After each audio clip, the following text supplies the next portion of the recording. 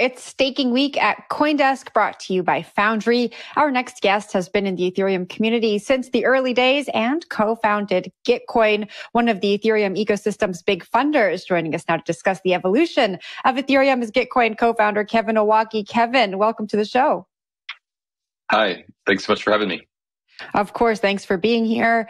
Now, let's talk about your perception of what's happening in the Ethereum ecosystem. It's, of course, been 1 year since Ethereum switched to proof of stake. What does this 1 year mark mean to you? Well, it means that the Ethereum network is secured by the people who hold Ethereum and are using proof of stake algorithm in order to earn rewards on top of their ETH by securing the network. So I think it's quite a nice alignment of what are called validators, people who are validating the transactions on the network, and the people who hold the network. So really, really excited that as an ETH holder, I can secure the network, contribute to the public good that is the ETH network security, and then also earn some dividends from doing that. Really excited that Ethereum is now nearly carbon neutral, 99.95% less carbon emissions because of the merge. And also Ethereum is now the first blockchain network in history to go deflationary. So Bitcoin is famous for its 21 million BTC cap, and by the year, I think it's 2145, Bitcoin is designed to not be inflationary anymore. Ethereum, because of all of the volume in the Ethereum network and because of the merge, is now what we call ultrasound money. So it's basically deflationary now and has been since the merge. About half a percentage point of ETH has been burned since the merge, and that's a really exciting milestone for the Ethereum community. All good things there, but recent data have said that there's more than 800,000 validators who are operating in the Ethereum ecosystem. 20% of Ether is currently being staked. And if this continues, there's a prediction that 100% of Ether will be staked by the end of 2024. What are the challenges with that?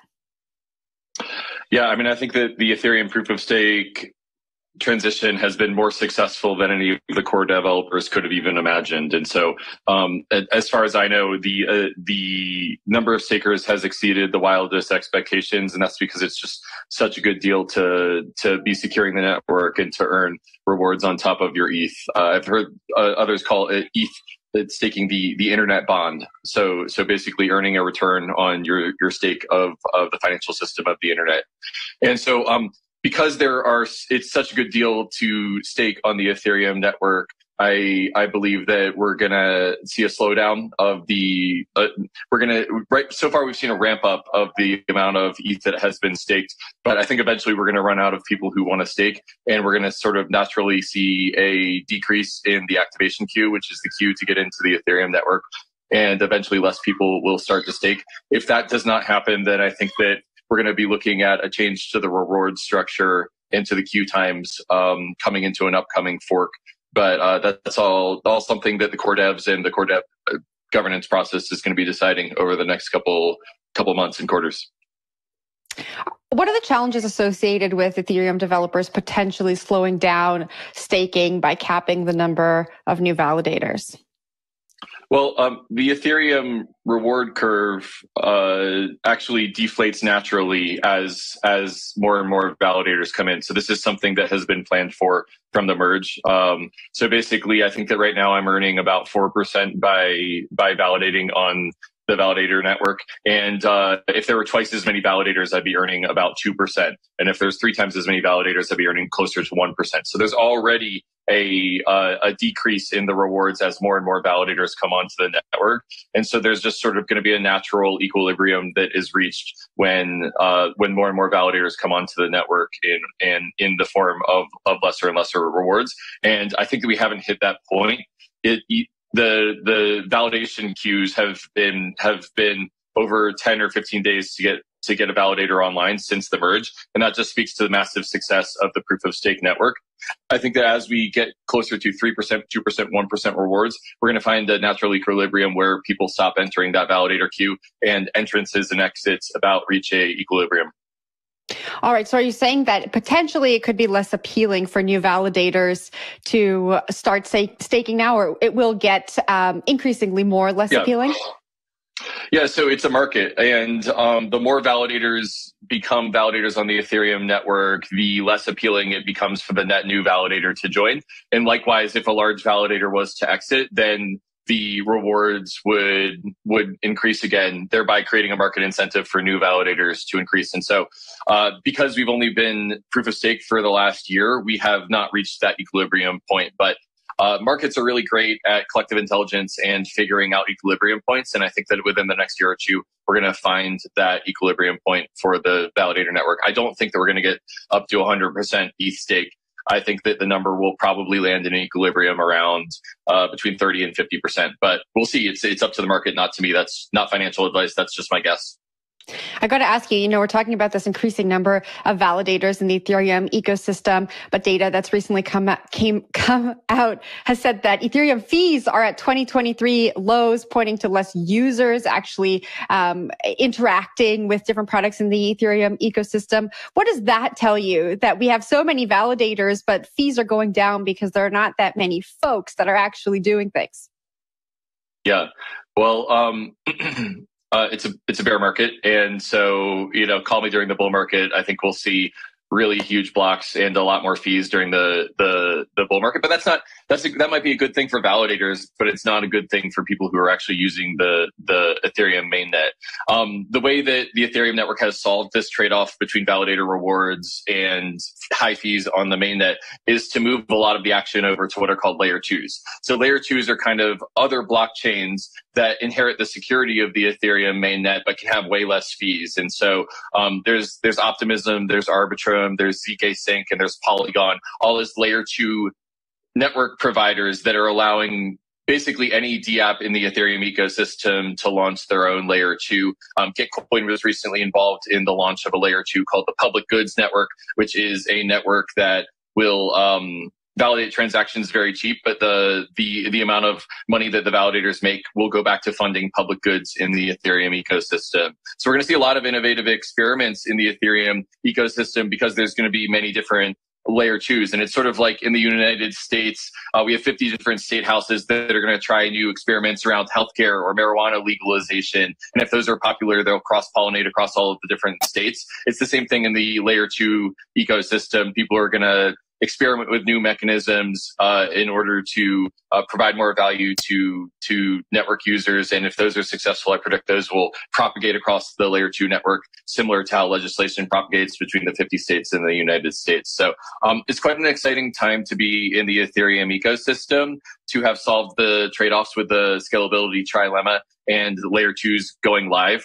When people say that fees are too high on the Ethereum network, I think that they don't really understand the layer two architecture, the modular architecture of the Ethereum ecosystem. And so the next bull market will not be like the last bull market. I can tell you that. Any predictions on when the next bull market might start? Oh, let me get out my crystal ball. I do not. I had to ask. I don't know. I mean, I think that traditionally, if I were to hazard a guess, and this is, again, not financial advice, but this is just one man's thinking, we've traditionally seen a bull market every 4 years. Around the Bitcoin halving has been the liquidity cycle in the crypto ecosystem. Then again, we were in a zero interest rate environment for the last 10, 12 years, and that's arguably that macro environment is what has caused the flight of capital to risk on assets like crypto. But there's a lot of moving parts here, right? The crypto ecosystem is less centric around Bitcoin. We're now not in a zero rate environment. People are wondering when the Fed is going to cut rates next year. You've also got the ETF variable in the equation. We don't know when there's going to be Bitcoin or ETH spot ETFs approved by the SEC. And, we don't know what kind of weird, funky use cases are going to come online next cycle. Last cycle, we had DeFi summer and yield farming, and then we had NFTs as both driving the bull market. And I don't know what is going to drive the next cycle, whether it's going to be macro ETF or some sort of weird new use case. Everyone in ETH right now is excited about friend tech, the ability to financialize your friends. And I don't know what is going to drive the next cycle, or even that we're going to even have another massive bull market like we have in the past. But I think that the key thing for the community is just to continue building things that have value for users. And I think the market will reward that over the long term as we shift from a speculative asset to something that has strong fundamentals. All right, Kevin, you stepped away from Gitcoin last year. You've been back for about 3 weeks now. Talk to me about returning. What's your involvement been? And what do you see for the future of Gitcoin? Well, Gitcoin is one of the top crowdfunding protocols and platforms in the Web3 ecosystem. Last cycle, we gained prominence for funding the Ethereum ecosystem's public goods, things like open source software and community and education, things that are good for everyone but don't have a business model. We delivered $50 million worth of value to the Ethereum ecosystem last cycle. And Gitcoin has transitioned into a DAO, a decentralized autonomous organization. And we have rewritten the product from being a centralized platform to being a suite of modular protocols that anyone can use in their ecosystem. And so we're going from this interesting place where we were fishing for you last cycle. We were running Gitcoin grants for you last cycle, but now we've been teaching people to fish. So basically, what works for Ethereum and Vitalik last cycle, Gitcoin grants for the Ethereum ecosystem is now available to any EVM-based community. And so Gitcoin is going to be allowing any EVM-based community to do Gitcoin grants, quadratic funding, conviction voting, quadratic voting, dominance assurance contracts are all mechanisms that you're familiar with if you're a capital allocation nerd in the Ethereum ecosystem. And our aim is to make it easy to do those things for any DAO that has $1 billion treasury and wants to deploy that capital in order to grow their ecosystem, to grow their public goods. So I'm really excited that we have achieved a place in which Gitcoin has decentralized into a DAO and a suite of protocols, and we are going to be going to market with those protocols. So I've been learning the new faces back at Gitcoin. I've been learning how the products work, been giving demos to them, been going to my friends in the Ethereum ecosystem and asking them to take them out for a test drive. And it's been a lot of fun to help communities build their ecosystems, but also to be a source of capital for new developers in the ecosystem that want to enter. Anyone can apply for a Gitcoin grant and make thousands, tens of thousands, in some cases, hundreds of thousands of dollars in exchange for building in these ecosystems.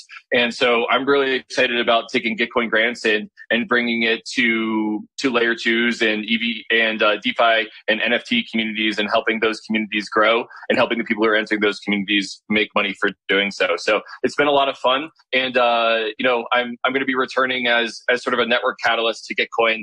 In the company, I was the CEO and founder, and now I'm just a founder and a network catalyst because we're not a hierarchical organization. There is no CEO. So it's a transition, but DAOs are the frontier, and I'm happy to be back at the frontier.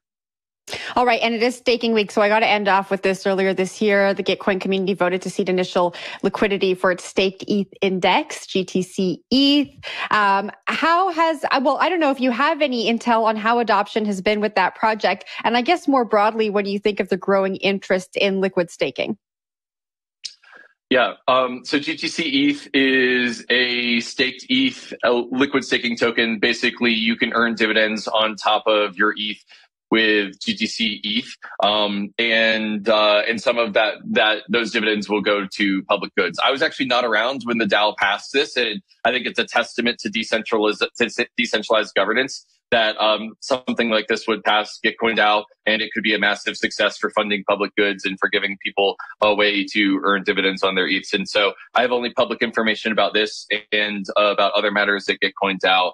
But it's really neat to see the evolution of liquid staking tokens in the Ethereum ecosystem and see derivatives of liquid staking tokens that are able to represent the values of different communities. In the Gitcoin community, we want to fund what matters to the Ethereum ecosystem and to all these EVM-based communities. And so just the fact that it's very easy to take the money Legos off the shelf and create a liquid staking token just speaks to the testament of it's a testament to the power of open source software and to the Ethereum modular architecture. So I'm really excited about the future of liquid staking as a builder, but also as someone who runs a couple nodes in my basement. So it's been a lot of fun, and invite me back 2 years after the merge, and we'll see where everything settles.